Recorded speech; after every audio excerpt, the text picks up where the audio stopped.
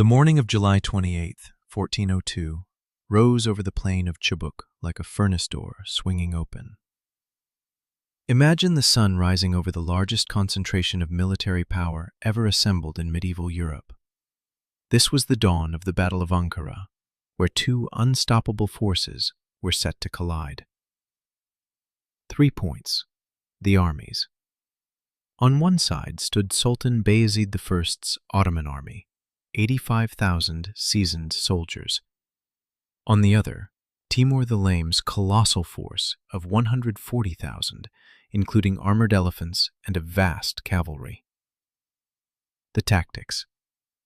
Timur's strategy involved elephants to break Ottoman cavalry, outflanking maneuvers, and exploiting the defection of Bayezid's Anatolian cavalry, men who had personal stakes in turning against their former ruler. The outcome. Despite fierce resistance from the Janissaries, Bayezid's forces crumbled. Timur captured Bayezid, humiliated him, and turned the battlefield into a lesson in calculated power. Call to action. Reflect on this clash of titans and consider, how can we learn from history's strategic triumphs and defeats to navigate our own challenges today? Visit our website to dive deeper into the strategic brilliance of Timur and the resilience of the Ottoman Empire. The morning of July 28th, 1402, rose over the plain of Chubuk like a furnace door swinging open. By 7 in the morning, the sun of the central Anatolian plateau was already a physical weight pressing down on 300,000 men who had spent the night in their armor, their horses, and their prayers. The air smelled of horse dung and leather, and the particular dry heat of a landscape that receives its rainfall in winter and spends its summers burning the evidence of that generosity into cracked white earth. No fog here, no merciful gray morning to soften what was coming. Just light, immediate and total and merciless, pouring down on the largest concentration of military power that the medieval world had assembled in decades. On one side of that plain, the Ottoman army of Sultan Bayezid I, a man his enemies called Yildirim, the Thunderbolt, because of the terrifying speed with which he moved his forces and crushed his opponents, waited in battle formation. 85,000 soldiers, perhaps more, veterans of a dozen campaigns from Bulgaria to Anatolia, Janissaries in their distinctive uniforms at the center, Anatolian and Rumelian cavalry on the wings, Serbian feudal knights in their heavy armor providing the kind of armored shock that no Islamic army could field. Bayezid had beaten every enemy he had ever faced. He had annihilated a crusading army at Nicopolis in 1396, killing 20,000 Western knights and capturing the flower of European chivalry. He had besieged Constantinople for 7 years and brought the greatest city in Christendom within a season of starvation. He had conquered more territory in a decade than most dynasties achieved in a century. On the other side, an army twice as large watched him with the patience of an entity that had been winning for so long that it no longer registers individual victories as noteworthy. 140,000 soldiers at the core, with another 100,000 Tatar horsemen ranging the flanks and rear. Elephants. Hundreds of elephants, armored and houded and staffed with archers. Artillery. Siege engines. The accumulated military knowledge of a man who had conquered India, sacked Delhi, massacred 100,000 prisoners outside its walls, destroyed Baghdad for the second time in history, sacked Aleppo and Damascus, and who was now, in the late summer of 1402, standing on a plain in Anatolia with the particular expression of a man who does not expect to be surprised by anything that happens next. That man was Timur. Tamerlane in the Western sources, the Lame Lord in literal translation, the Scourge of God in the language his enemies used after they had nothing left to lose. He was 66 years old. He had been at war for 40 years. He built pyramids of skulls outside the cities that resisted him, and towers of severed heads outside the cities that surrendered too late to avoid punishment. He had reimposed Mongol dominance over a vast arc of territory from Persia to India to Syria, not by inheriting Genghis Khan's empire, but by reconstructing the terror of it from raw ambition and military genius in a career that left scholars of atrocity struggling to find adequate comparisons. In a few hours, those two armies were going to collide on this plain. This battle changed the Ottoman Empire forever. Not because it destroyed the empire.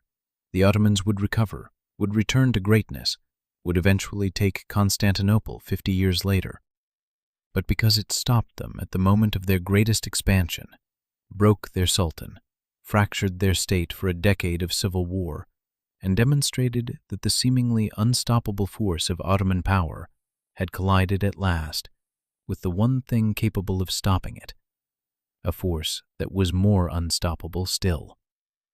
And when it was over, the sultan of the most feared empire in the Muslim world would kneel before the man who had beaten him, and that man would use him as a footstool. Two unstoppable forces. The collision at Ankara was not inevitable. It was the product of two men's refusal to defer to each other, multiplied by a decade of competing territorial claims in a space that was not large enough to contain both of their ambitions. To understand why these two men ended up on the same plain with armies large enough to darken the horizon, you have to understand what the Ottoman Empire was in 1402 and what Timur's empire was, and why their interests had been converging toward conflict for years before the first arrow was fired. The Ottoman Empire at the turn of the 15th century was something new in the world. It had begun as a small Anatolian principality, a frontier state established by Osman I in the late 13th century on the edge of the declining Byzantine Empire, drawing its energy from the warrior tradition of the Islamic Ghazi frontier and the agricultural and commercial productivity of Western Anatolia. In less than a century, it had transformed itself into the dominant power in southeastern Europe and Western Anatolia, absorbing the remnants of the Byzantine territories, crushing the Bulgarian and Serbian kingdoms, defeating the Anatolian principalities that had preceded it as the power in the region. Bayezid I had inherited this expanding state in 1389, the year his father, Murad I, was killed immediately after his decisive victory over the Serbs at Kosovo. He had not paused to mourn. He had his brother Yakub strangled, standard Ottoman succession practice, which eliminated potential rivals, and immediately turned his attention to the expansion that his father's death had interrupted. In the 12 years between his accession and the Battle of Ankara, he had moved with the speed that earned him his epithet, crushing the remaining Anatolian principalities that had existed alongside the early Ottoman state, incorporating their territories directly into the empire, annexing lands that their former rulers considered their own, and that those former rulers had not forgotten. This was the first source of the conflict. Among the Anatolian princes whose territories Bayezid had absorbed were the Eretnids, the Germianids, the Hamidids, the Sarukhanids, the Karamanids, a collection of Turkish dynasties that had governed Anatolia for generations and that had, in many cases, initially allied with or submitted to the Ottomans as a matter of political prudence. Bayezid had absorbed them anyway. Their rulers had fled, some to Europe, some to Egypt, and some to the court of Timur, who received them with the particular attention of a man who understood that dispossessed princes carried detailed knowledge of their former territories and burning desire to reclaim them. Timur had his own reasons for interest in Western Anatolia. He was not, strictly speaking, a Mongol. He was a Turco-Mongol noble from the Barlas clan in what is now Uzbekistan, and he had constructed his empire on the basis of his claimed descent from Genghis Khan through the female line, a claim that allowed him to use the legitimizing language of Mongol World Empire without actually being a descendant of the primary line. His project, since he had begun his military career in the 1360s, had been the reconstruction of Mongol supremacy across the Islamic world, not as a foreign imposition, but as a restoration. The reimposition of an ordering principle that he believed had been corrupted by the successor states of the Ilkhanate. This project had taken him through Persia, through Central Asia, through India, and then westward through the Caucasus and into Anatolia. But to understand what Timur meant in 1402, you must understand what he had already done. He had taken Delhi in 1398, and the sack of Delhi was not a battle so much as an erasure. He massacred 100,000 prisoners outside the city walls before the assault even began, killing them not from battlefield necessity, but from logistical calculation. Because 100,000 prisoners required guards and food and time that the siege would not permit. He ordered it with the same administrative clarity with which other rulers issued tax decrees. The city that had been one of the richest in Asia was left unable to feed its remaining population for decades afterward. The bones of the slaughtered were still visible on the approaches to the city when travelers passed years later. He had sacked Baghdad in 1401. This was not the first time Baghdad had been sacked. Hulagu Khan, the Mongol, had done it in 1258, and the memory of that destruction was still the wound that defined the Islamic world's memory of Mongol power. Timur sacked it again, killed an estimated 20,000 people, and built towers of skulls outside the city walls as proof that the message of Hulagu had not been forgotten by those who carried the Mongol inheritance. He then moved on to Aleppo and Damascus, destroying them with the same methodical thoroughness and the same pyramids of skulls as evidence of what resistance cost. The pattern was not random. Timur did not destroy cities because he enjoyed destruction, though he gave no visible evidence of finding it unpleasant. He destroyed them as a communication strategy. The message was simple and had been refined over 40 years of testing it against populations that tried to resist, and populations that tried to negotiate, and populations that surrendered immediately. Resistance costs you everything, and surrender costs you something. And the only rational calculation is to assess which category you fall into before the army arrives. The pyramids of skulls were not trophies, they were billboards. European courts, reading the dispatches from their agents in the East, understood that Timur was something qualitatively different from the enemies they had faced before. He was not a warlord with regional ambitions. He was not a conquering king who wanted tribute and acknowledgement. He was an imperial project with 40 years of forward momentum, no detectable capacity for restraint, and a demonstrated willingness to depopulate entire civilizational centers if the mood required it. They sent him diplomatic letters. Some of them sent gifts. Some, like the Byzantine Emperor Manuel II, who was watching Constantinople under Ottoman siege from the walls, saw in Timur's approach the possibility of deliverance from one threat, even at the cost of inviting another. The calculation of the lesser evil made by exhausted men on city walls, watching two overwhelming forces converge toward each other. The Ottomans occupied the westernmost edge of this projected restoration. Bayezid's absorption of the Anatolian principalities had brought Ottoman territory directly into the zone that Timur considered his own sphere of influence. Worse, from Timur's perspective, Bayezid's siege of Constantinople was precisely the kind of unilateral expansion that the restoration of Mongol order was designed to prevent. A frontier Ghazi state acting independently of the world-ordering authority that Timur embodied. They had been exchanging letters for years. The letters were, by the standards of medieval diplomatic correspondence, extraordinarily direct. Timur's letters to Bayezid addressed him as a subordinate, a frontier governor who had been allowed to expand because the center had been busy elsewhere, who was now expected to acknowledge his proper place in the hierarchy of the Mongol world order. Bayezid's replies were the responses of a man who had spent 12 years being told he was invincible, and who did not regard the claim as anything other than accurate. He called Timur a coward. He questioned his lineage. He suggested, in the idiom of the time, that the extent of Timur's real courage would be visible only when the two of them faced each other in the field. Timur obliged. In 1400, Timur invaded Anatolia from the east, taking Sivas and massacring its population. burying the Armenian garrison alive in mass graves as punishment for resistance.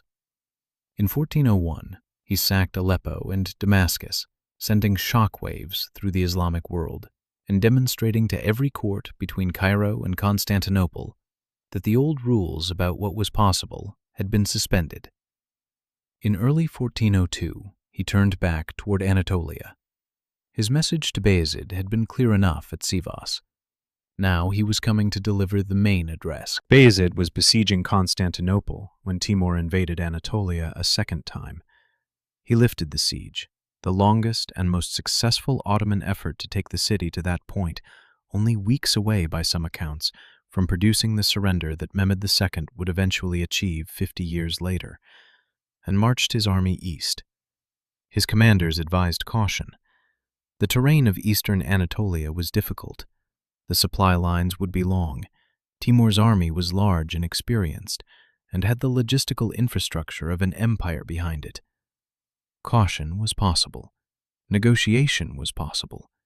A strategic withdrawal that preserved the army while giving Timur the diplomatic acknowledgments he sought was possible. Bayezid refused. He was the thunderbolt. He had never retreated from a military engagement in his life.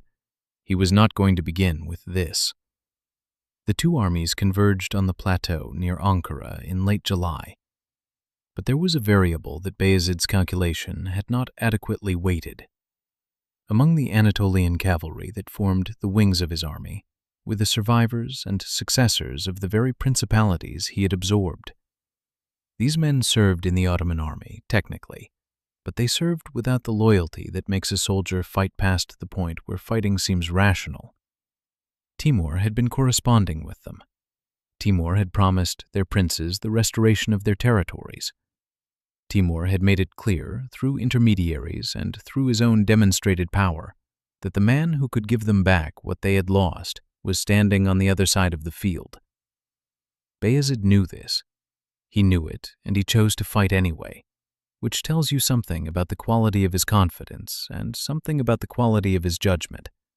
And those two things are not the same quality at all.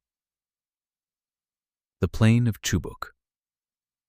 The plateau of central Anatolia is not hospitable terrain in the way that the word landscape suggests hospitality. It is high. Most of it sits above 800 meters, and wide and geometrically flat in the way that only ancient lake beds produce, the soil compacted to hardness by centuries of summer sun and the weight of its own mineral composition. The Chubuk Plain north of Ankara sits in a slight depression between ranges of low hills that gave the approaching armies their first view of each other from considerable distance, each commander able to see the size of what he was facing before the range closed enough for individual formations to be identified.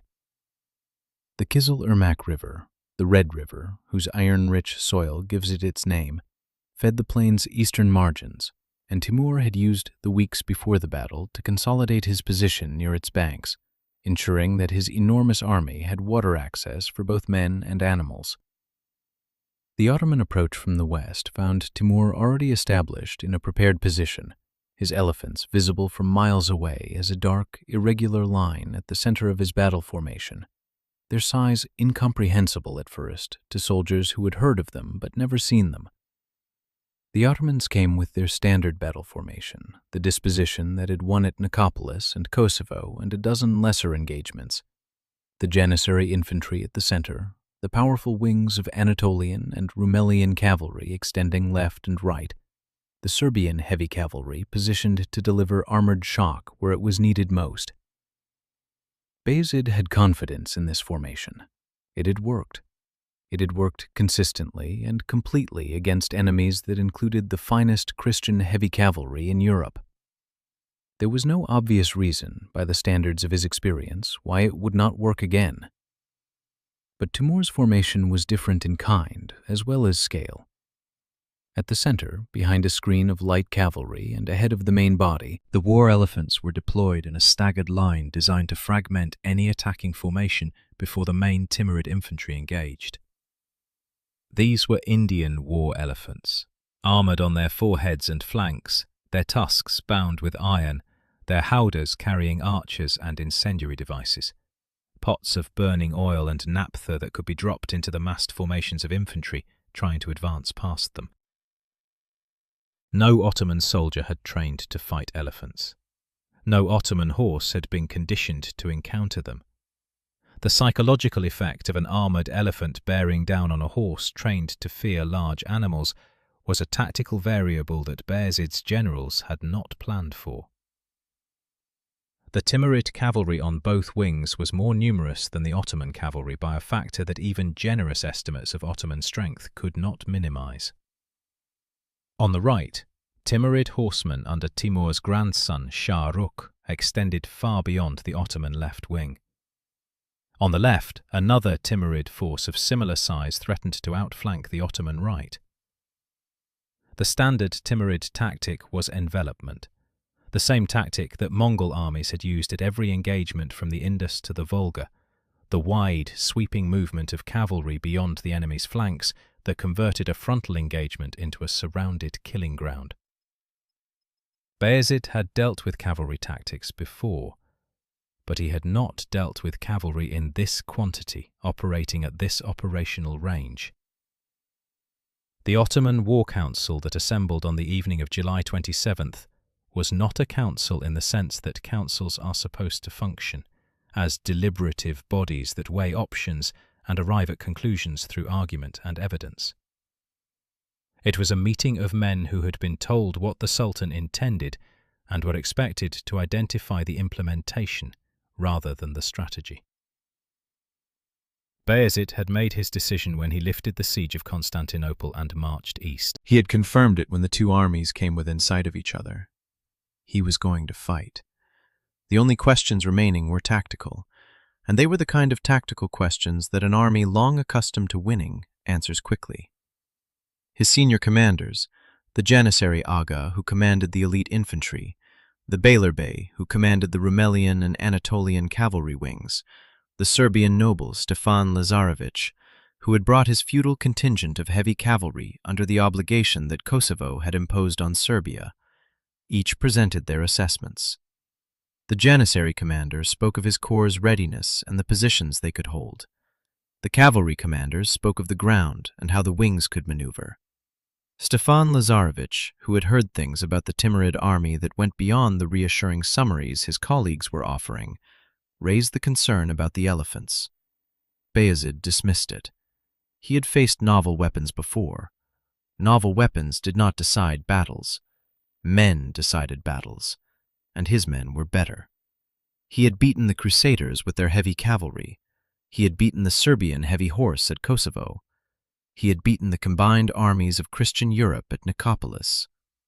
There was no army on earth that the Janissaries and the Ottoman cavalry together could not defeat if they held their discipline and pressed the attack. He was right about most of this. He was wrong about the part he had not accounted for. The Timurid infantry at the center was formidable in itself. Persian and Central Asian soldiers of long service, armed with composite bows and heavy spears, backed by artillery of the most modern type available in the Islamic world. But the infantry was not the decisive arm.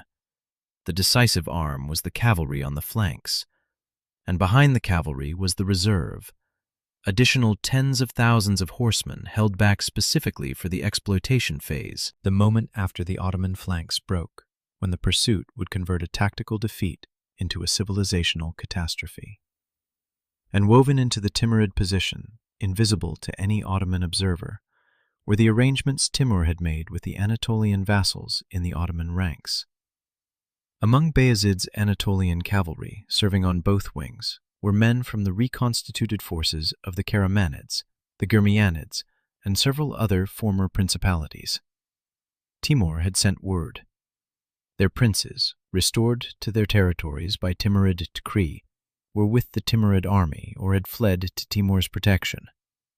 The message to their former subjects was as clear as a message can be without being written down. Your prince is there. Your land will be returned. The man who took it from you is about to lose everything, and the only question is which side you choose to be on when it happens. The night before the battle was the longest night in the memory of many of the soldiers who survived it. In the Ottoman camp, Bayezid's imams led prayers across the assembled formations as darkness fell. The Sultan himself moved through his camp in the hours before midnight, not with the elaborate ceremonial entourage that his position entitled him to, but with a handful of officers, speaking quietly to the men who would fight under him the next day. He was not demonstrative. He was not given to the dramatic gestures of morale building that other commanders employed. He was simply present, and his presence communicated what his personality always communicated: that he had been through worse and had come out standing, that the man who could put him on the ground had not yet appeared in any landscape he had moved through, that tomorrow was going to be difficult, and he intended to win it. In the Janissary formations, men checked their weapons with the automatic focus of the long-trained soldier. The arquebuses and composite bows were inspected. Extra arrows were counted and distributed. The great shields that the Janissary infantry used to create a moving wall against cavalry were stacked in order of the formation's marching sequence. Officers moved through the ranks with the quiet efficiency of professionals who have done this before and understand exactly which preparations matter and which are the rituals of anxiety rather than of readiness. Some of the Janissaries were very young, 17, 18 years old, their entire lives spent in the Ottoman training system, their identity entirely organized around the institution they served.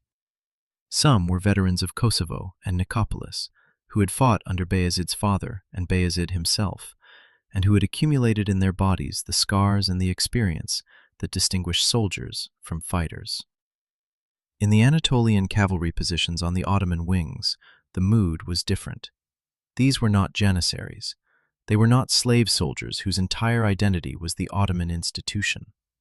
They were men from territories that had existed before the Ottomans came, governed by princes who were now with the enemy, their allegiance complicated by history and grievance, and the specific personal calculation of what the morning would require if the army they served proved to be weaker than the army it was facing. Some of them prayed. Some of them talked quietly with the men beside them in voices too low for officers to hear. Some of them had already made their decision and were waiting for the moment when acting on it became possible. In the Timurid camp, no such doubt existed. Timur's soldiers were not asked to believe in their commander's invincibility. They lived inside evidence of it. The elephants were fed at dusk and watered at the river and chained in their night positions, and their presence gave the Timurid camp a sound that no other army in the medieval world could produce. A low, resonant rumbling that carried across the plain to the Ottoman lines and told every Ottoman soldier who heard it exactly what kind of army was waiting for him in the morning. The stars over the Anatolian plateau are extraordinary in July. There is no humidity to diffuse them, no industrial light to compete with them, nothing between the ground and the sky but 60 kilometers of dry, clear air. Both armies looked at the same sky on the night of July 27th and drew from it whatever comfort or dread their own particular relationship with God and fate inclined them toward. Morning came, and with it, the day that would break an empire. The thunderbolt and the scourge. The two armies came into range of each other's artillery at approximately 8 in the morning, and the first sounds of the battle were the sounds of the Ottoman guns, field artillery that Bayezid had incorporated into his military from the Byzantine and European traditions that his Western campaigns had brought him into contact with, opening fire across the advancing Timurid formations. The smoke from the Ottoman guns rolled back toward the Ottoman lines on the morning wind, obscuring the view of the Timurid advance for the first minutes of the engagement. Through that smoke, shapes moved. Enormous, incomprehensible shapes, too large for horses, too irregular for infantry formations, advancing with a gait that no Ottoman soldier had experienced or trained to interpret. The smell of them preceded the sight of them. A thick animal musk, heavy and warm, completely unlike the familiar smell of horses, cutting through the powder smoke and the dry dust of the plateau with the blunt insistence of something that did not belong to the landscape. The elephants came out of the smoke first. Each animal stood 3 meters at the shoulder, armored on its forehead and flanks with iron plate, its tusks bound with iron tips that turned them from natural weapons into military ones. On each animal's back, a howdah carrying 2 archers and, in some cases, pots of burning naphtha that could be dropped into the formations below. The elephants moved in a staggered line, spaced so that a cavalry charge could not hit multiple animals simultaneously, each one covering the gaps in the coverage of the ones beside it. They moved with the deliberate, unhurried pace of animals that have no natural predator, and that have learned from training that the chaos of human battle is navigable by virtue of their own physical reality. The effect on the Ottoman cavalry is not difficult to imagine, because it has been documented in nearly every culture that has deployed war elephants against an enemy that has not encountered them before. Ottoman horses are not different from other horses in their response to large, unfamiliar animals moving toward them at speed. They are flight animals. Their survival instinct identified the advancing elephants as threats outside the categories of threat that horses had evolved to categorize, and responded with the response that flight animals use when they cannot identify the threat properly. They panicked. The cavalry on the Ottoman center and the flanks nearest the elephants began to lose cohesion before the main battle lines had even engaged. Officers who had controlled their horses through cavalry charges and sustained archery fire for years discovered that their animals would not respond to the familiar pressure of knee and rein. Horses reared, horses turned, horses collided with the horses beside them in the lateral movement of an animal trying to create distance from a threat. The formations that Ottoman cavalry doctrine required, the disciplined, coherent line that turned a cavalry wing into a striking weapon, began to dissolve into the loose, individual movements of animals responding to fear rather than to riders. By mid-morning, the Janissaries at the center held. They always held. The Janissary Corps was the Ottoman military's greatest institutional achievement. Slave soldiers recruited as children from Christian families in the Balkans, raised in the Ottoman household, trained from youth in nothing but warfare, owing everything they were and everything they had to the Sultan who had made them what they were. Their loyalty was structural, not emotional. They fought because fighting was what they were. They held because holding was what the formation required, and they had been trained to maintain formation under conditions that would have broken ordinary men's nerve. But the Janissaries holding at the center was a fact that mattered only if the wings held too. And on the wings, the thing that Timur had arranged was beginning. The Anatolian cavalry on the Ottoman left began to defect in the late morning. It did not happen all at once. Defection in a medieval army does not usually announce itself with dramatic declarations. It begins with a unit failing to advance when the order comes, pausing where it should be moving, finding reasons to remain stationary while the battle develops around it. Then it progresses to the unit turning away from the fighting, moving toward the rear by increments that each look individually justified, repositioning, responding to a threat from another direction, maintaining communication with adjacent units. And then, when enough units have repositioned in enough justifiable increments, the defection becomes visible as what it actually is: men choosing the side that has offered them the restoration of what they lost. Timur had known this would happen because he had arranged it. The princes of the Anatolian principalities were with him, and their former subjects were with Bayezid, and the math of that situation required only the right moment to resolve in the way that Timur had calculated. The right moment was when the Timurid cavalry on the flanks pressed close enough to the Ottoman wings that remaining loyal to Bayezid required fighting through the advancing Timurid horsemen to maintain the Ottoman position. At that point, not fighting became functionally indistinguishable from defecting, and the men who had been waiting for a reason made their choice. The Anatolian cavalry on the Ottoman left broke from the line and rode toward the Timurid position. Thousands of men. Not a small contingent or a doubtful unit, but the majority of the Ottoman left wing, peeling away from the battle formation in a mass movement that left the Janissary center suddenly exposed on that flank.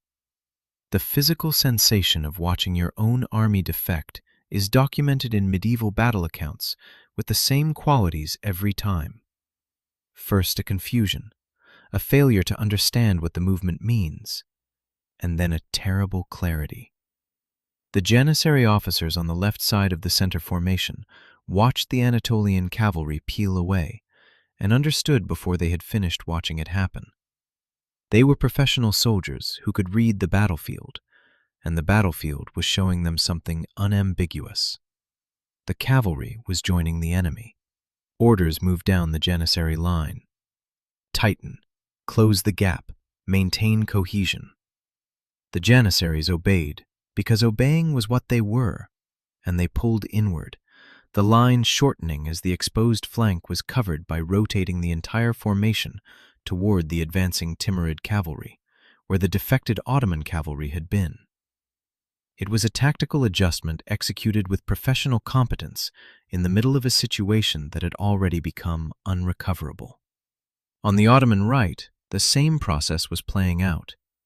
The Rumelian cavalry, the European soldiers, men from Bayezid's Balkan territories who did not share the Anatolian Principality's grievance, but who could see what was happening on the left wing, found themselves facing the full weight of Timurid cavalry on their flank, without the support that the Anatolian defection had removed from the adjacent formation. They were not defecting. They were being outflanked, and they knew it. And the response of men being outflanked is to address the flank, which meant turning away from the frontal engagement and turning toward the Timurid horsemen sweeping around them. The formation that had been holding began to fragment. What the Janissaries were doing at the center of this disintegration deserves specific attention, because it was the thing that prevented Ankara from being a rout and made it the extended and costly engagement that the Timurid sources recorded with genuine respect. The Janissary Corps did not simply stand and absorb the pressure. They attacked. Formed infantry fighting against cavalry on an open plain uses the same fundamental tactic in every era. Get under the horses, accept the cost of the initial charge, kill the horses and the riders who are unhorsed, and use the mass of fallen animals as a barrier that slows the next charge. The Janissaries did this with a proficiency built over generations of exactly this kind of fighting. The Timurid cavalry that hit the Janissary formation pulled back, regrouped, and came again from a different angle, rather than pressing the first contact to a conclusion, which is what cavalry does when it finds that the first contact has been more expensive than expected. The Janissaries moved with the attack, using their shields and spears to create a mobile defensive perimeter that could be repositioned as the angle of the next assault became visible. They were extraordinary soldiers in a situation that their quality could not recover. Hours into the battle, the Janissary center stood alone. The image is one of the most distinctive in the military history of the medieval period. The Ottoman Janissary formations maintaining their discipline and their cohesion at the center of a battlefield where everything around them was disintegrating. The wings gone, the cavalry support absent, the Timurid forces beginning to close in from both flanks, while the frontal pressure from the center of Timur's line continued without pause. The Janissaries did not run. They did not break. They stood and fought with the professional stubbornness that had made them the most feared infantry in the Islamic world. And the Timurid infantry and cavalry and elephants closed around them the way water closes around a stone, slowly and completely, and without particular hurry. But Bayezid himself was still fighting. The Sultan of the Ottoman Empire, surrounded now by what remained of his personal guard and the Janissary formations that had not yet been overwhelmed, was doing what the thunderbolt did. He was striking. He moved through the battle with the energy of a man who understood that his options had narrowed to zero, and had decided that zero options was not a reason to stop.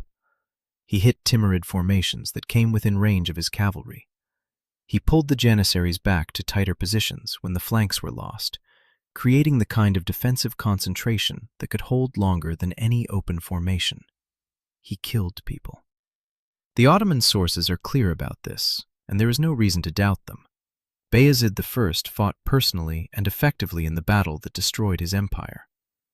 It was not enough.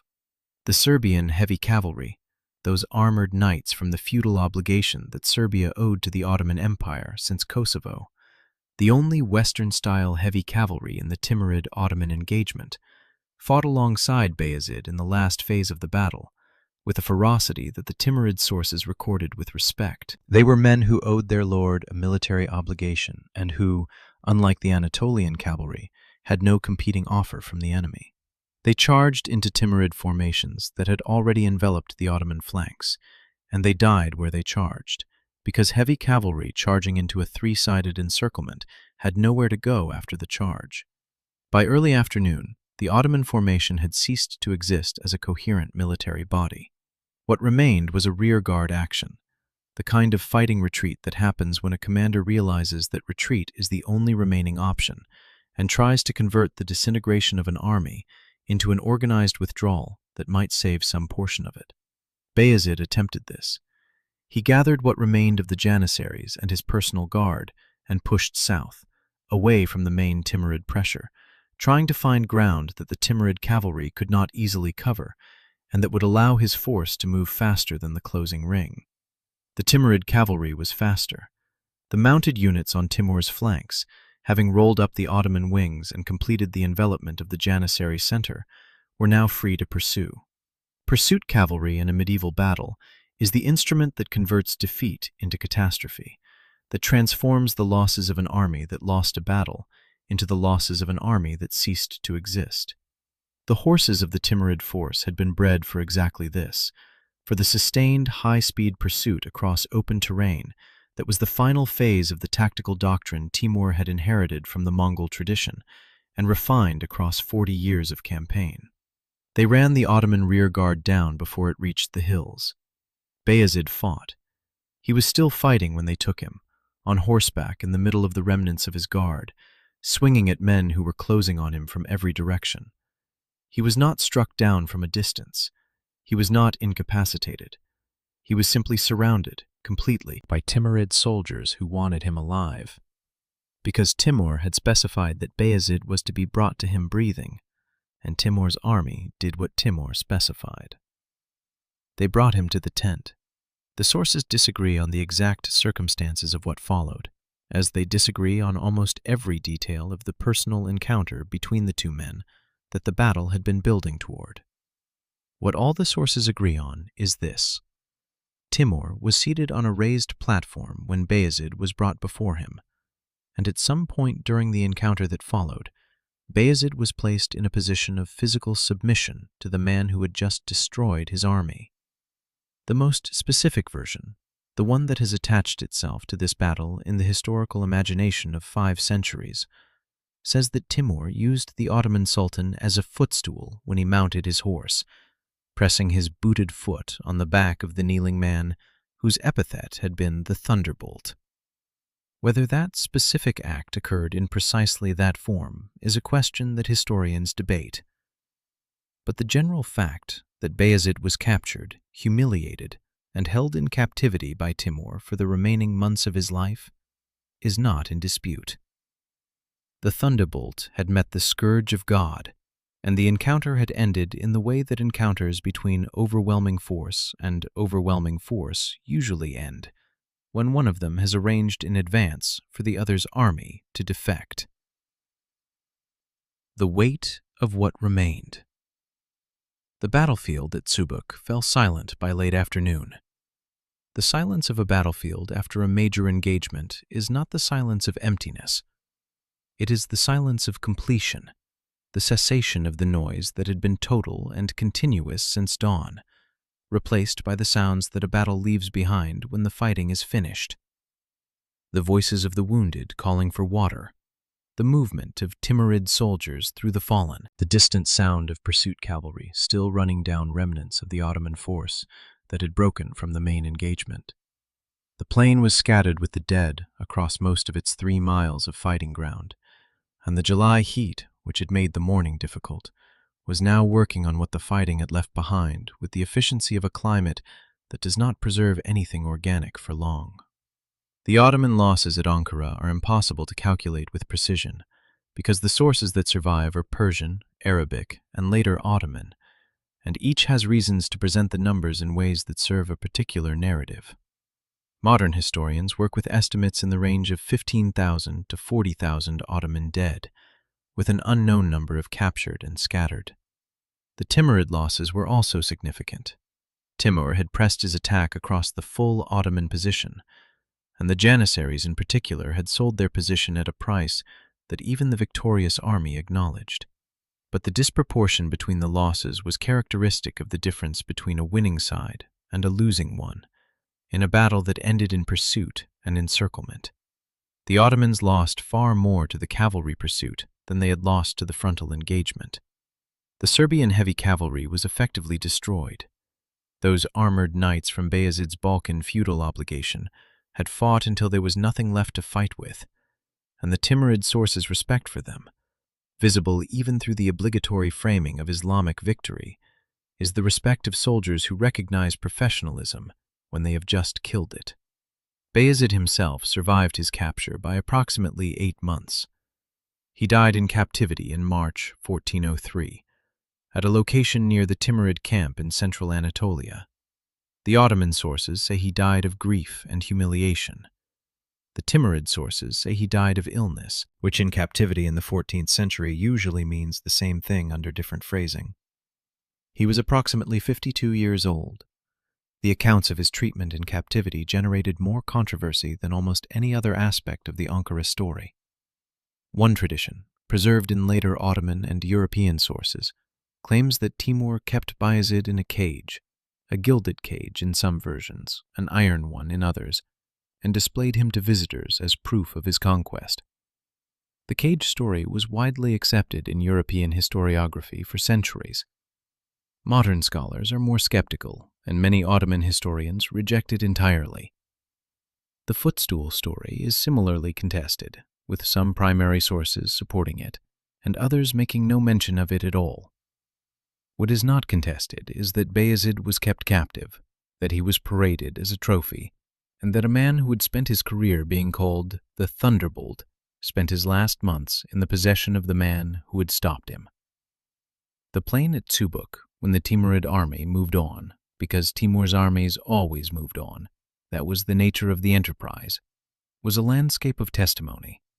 Abandoned equipment, the remains of the Ottoman camp, looted but not burned, the sites of the main engagements, marked by concentrations of bodies and the broken shafts of weapons and the disturbed earth of cavalry charges and retreats.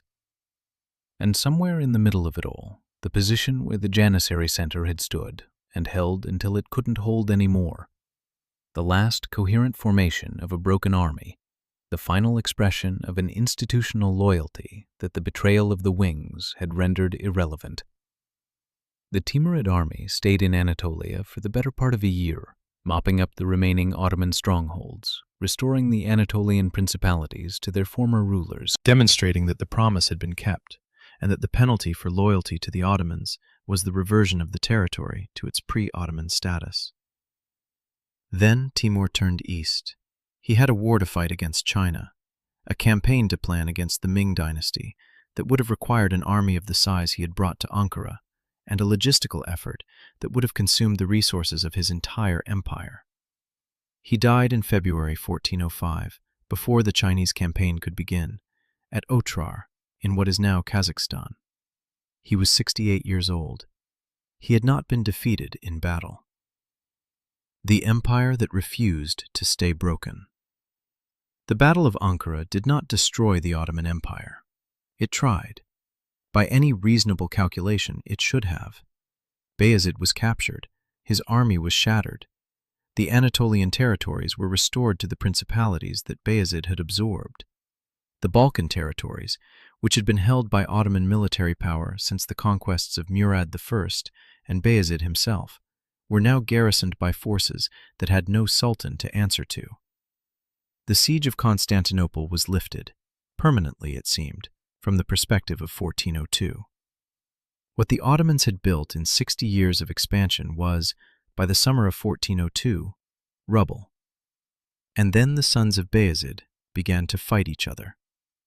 There were 4 of them, Suleiman, Mehmed, Musa, and Isa, each commanding a portion of the remaining Ottoman territory, each claiming the Sultanate, none of them willing to acknowledge the other's claim, all of them willing to use whatever tools the fractured empire placed in their hands to eliminate their competition.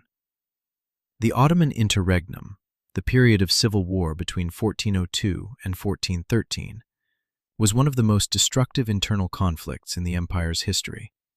11 years of fratricidal warfare that killed two of the four brothers and devastated territories that had already been damaged by Timur's passage.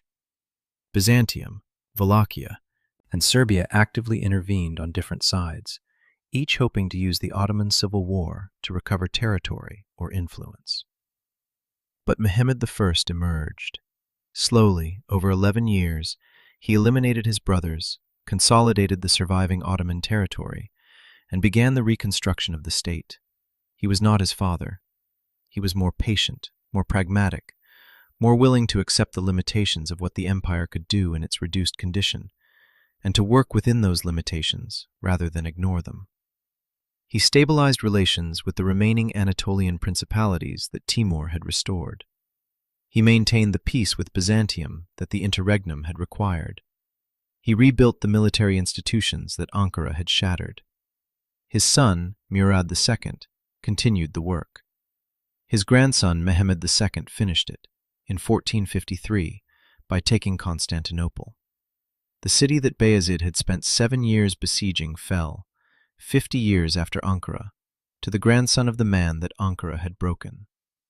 The survival of the Ottoman Empire after Ankara is one of the more remarkable episodes in the political history of the medieval world. It survived because the institutional structure that the early sultans had built, the devshirme system that produced janissaries, the tamar system that distributed land in exchange for military service, the bureaucratic apparatus that administered the territories, was robust enough to outlast the loss of its sultan and the fragmentation of its leadership. Empires are not their rulers. The Timurid Empire, without Timur, fractured into competing successor states within decades. The Ottoman Empire, without Bayezid, reconstituted itself and then resumed its expansion. But Ankara changed what that expansion meant and how it was conducted. The interregnum produced, in the Ottoman political class, a more sophisticated understanding of the limits of rapid territorial absorption. The Anatolian principalities, once recovered by Timur's intervention, were reabsorbed into the empire over the following decades, but more carefully, more gradually, with more attention to the local power structures that rapid conquest had alienated. The Janissary Corps was rebuilt, but the reconstruction paid attention to the question of why the wings had defected, and attempted to build loyalty structures that were less dependent on the personal authority of individual commanders and more structural, more institutional, more durable. And the Footstool, that story, contested, possibly embellished, definitely circulating within living memory of the participants, became one of the most powerful political symbols of the 15th century Islamic world. It said something that political argument could not say as efficiently, that even the most powerful ruler in the Muslim world could be reduced to a subordinate position if he miscalculated the nature of the force arrayed against him. It was a warning and a lesson and a piece of theater that the historians who told it understood would be read by every aspiring conqueror who came after. Power is real, but power can be taken away, and the taking of it can be accomplished not just through military force, but through the prior arrangement of defection, through the engineering of betrayal, through the patient cultivation of an enemy's internal fractures. Timur had not just beaten Bayezid. He had studied him, identified the weakness in his army's loyalty structure, arranged for that weakness to become active at the decisive moment, and then applied military force to a formation that was already coming apart from the inside. The Footstool was not an accident of the battlefield. It was the destination of a campaign that had been planned, in its essentials, years before it was executed. Centuries later, the plain of Chubuk sits in the northern suburbs of modern Ankara, the capital of the Turkish Republic. There is no monument to the battle on the plain itself. The city has grown over it. Apartment buildings and shopping centers and the ordinary infrastructure of a modern capital cover the ground where 300,000 men once arranged their formations in the July heat, and the drumbeats carried to each other across 3 miles of flat plateau. But the city that grew on that plateau is still named Ankara. It has always been named Ankara. The battle that shook the Ottoman Empire to its roots was named for this city, and the city endured, and the empire reconstituted itself around it, and the republic that eventually replaced the empire chose it as its capital. Some defeats, it turns out, become foundations. The ground that held the footstool held everything else afterward.